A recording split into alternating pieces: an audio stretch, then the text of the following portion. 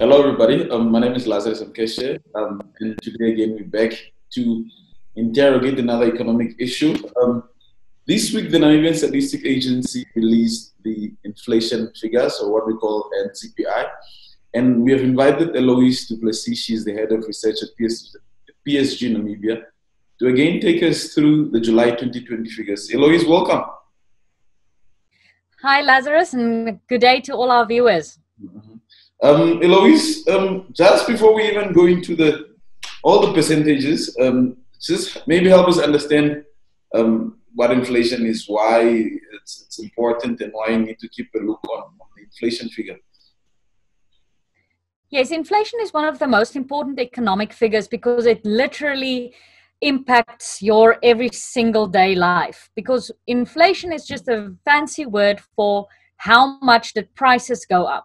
So how much more expensive are the things that I need to buy to live my life on a daily basis. So when we say the inflation for the month is 2% or 2.1%, that means that you now need 102 Namibian dollars to buy the same things that you could buy for $100 last year this time. Okay, so that's, I think we must all then keep a very, very close eye on these figures, just so we know that the value for money, even when we're negotiating, even when we say putting out a request for increment, although it's not likely during these times, we then consider such percentages because they literally influence whether we make more use of our money than we did in the previous year and so on. But I'm going to give over to you, Eloise, to just take us through, also maybe give us a little bit of background, history throughout the years on what really has happened throughout the inflation figures over the years. And also just then, again, take us through what really informed the previous month's inflation rate, which were the biggest contributors, which other factors were like in the deflation mode and all of this stuff. So yeah, over to you. Thank you. If we look at inflation for this month, it came out at 2.08%. So 2%, 2.1%, and that is around 0.18% lower than last month. So for overall, for the entire basket, the inflation rate came down, but we are still paying 2% more than we did a year ago for all of the same stuff. And the most important factors in the inflation number is food, and housing and transport, and then a little bit of addition from our alcoholic beverages as well. So we're going to look at how each of these different subsectors influence the inflation rate. If we look at the inflation rate over time, this is quite interesting to see. This is a very long run graph, Lazarus. This one runs from January 2003 to the most recent number. So you can see that we have had periods of very high inflation. Around in 2003, we had inflation in excess of 13%. That was very high. And then very, very high, very high. And then this other graph that I've got on here is the interest rates. So you can see that when inflation is high, the interest rates are high. And we can chat about that at a later stage to talk about the repo rate, because then when the interest rates go up, you see inflation coming down, and then to a very low point, and then interest rates go up again, and the inflation, inflation might go up again as the repo rate goes down. So where we are now is in a very low inflationary time. We have seen much higher periods of inflation in history. The most important contributors to this number, the biggest factor in our inflation number is housing, electricity, and water. So that number actually came down by 1.5% on a year-on-year basis. Okay. And the most important reason for that is that rental inflation has been coming down. So the coronavirus crisis will likely increase unemployment, which will put a further strain on the housing market. So let's just think about this, Lazarus. When people cannot pay higher rent, and when everyone is unable to pay higher rent, landlords cannot raise prices. Yeah, they can't. Yeah, because people simply. That's the thing. So people cannot pay for it, and that is what we're seeing now. Now, this might sound like a great thing for people who are renting, but this is a sign of severe economic stress when rental prices come down, and you can see that the landlords cannot put up their prices. The other big factor that keeps our inflation rate low is transport.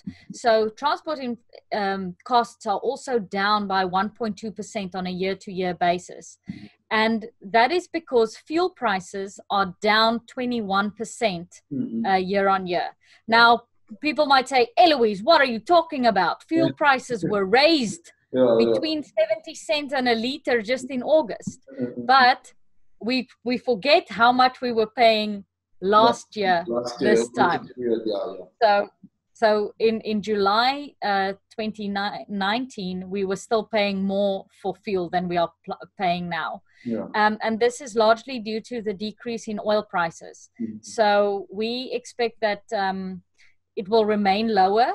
And besides the fact that we've got acute currency weakness, we still think that this number will remain low. And then you're saying, okay, Louise, my house costs me less and my transport's costing me less. What is making the inflation number be 2%? That things are more expensive. Let me just stop you there as well. It's always something we hear people saying. They say, no, the NSA released the figures and they say inflation is low. But I mean, I'm still spending my budget hasn't gone anywhere lower. And I think help us explain. I think because I'm seeing positives here, so I'm thinking probably how the price of food and whatever I'm seeing on the screen now has increased. Take us through this one. Yes, so it also depends on what your personal inflation rate is, Lazarus. This is a basket of the entire country.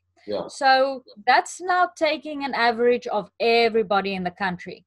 But you might still be living with your parents, and that means housing inflation does absolutely nothing to you, but they expect you to buy your own food. And then you're in trouble because food price inflation is actually at 6% at this stage.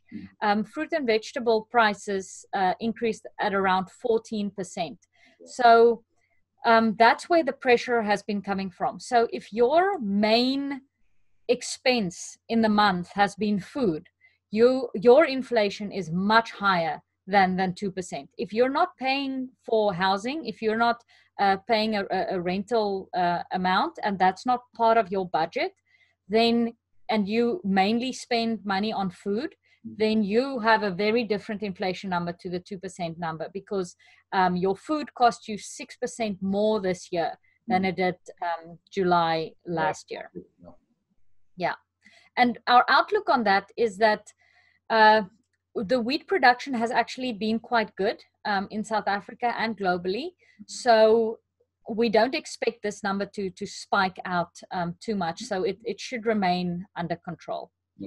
And then the other thing that will be different for different people in the country is that there are different inflation numbers for the different zones in the country. So the NSA actually computes a number for the northern region. You can see this red region that I have on the graph here. And then one for Windhoek and one for the rest of the country. That's zone 3. Now, if you're in zone 3, you're good. Your inflation's only 1.5%. And if you're in the north, it's 2.1%. And the Windhoek guys are the ones suffering. Their inflation is up by 2.5%.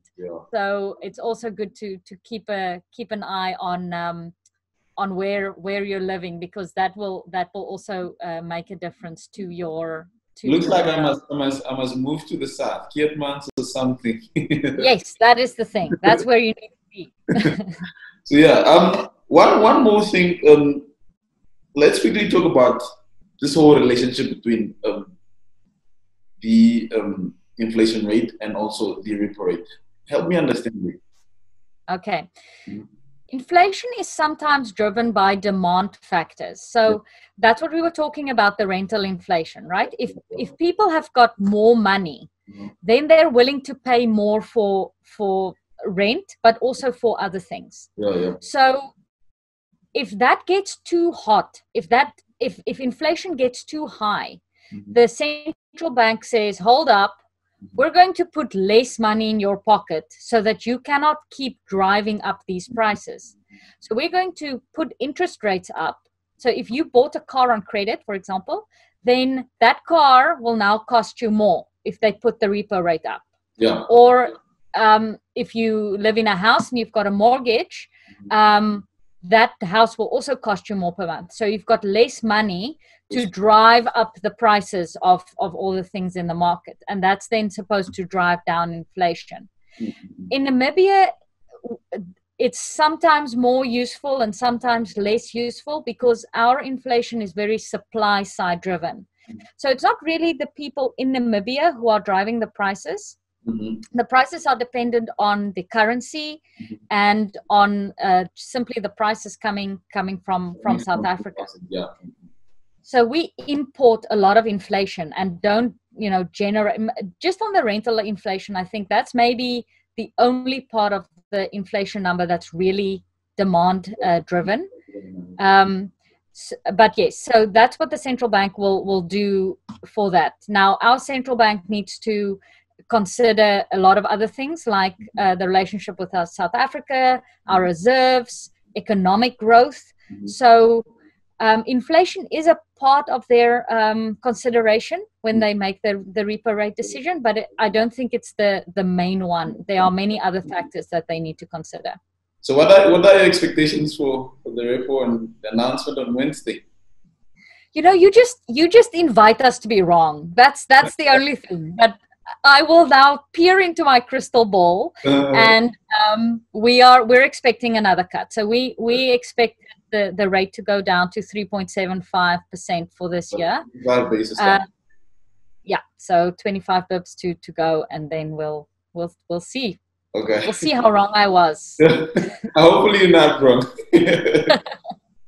Okay, Eloise, I think that's it for now. Thank you for taking us through the whole inflation figures for the previous month, July. That was and yeah, again when whatever happens on Wednesday, we'll again call you back to help us unpack what happens. That's great. You can tell me. You can then scold me if I was wrong. Yeah, Eloise, thank you so much for taking out the time, and thank you. Thank you. All right. Yes, and that was Eloise du Plessis, head of research at PSG Namibia, bringing us somewhat a breakdown of the inflation figures for July 2020. Thank you so much for tuning in, and please do subscribe to the Namibia YouTube channel. Thank you. Cheers.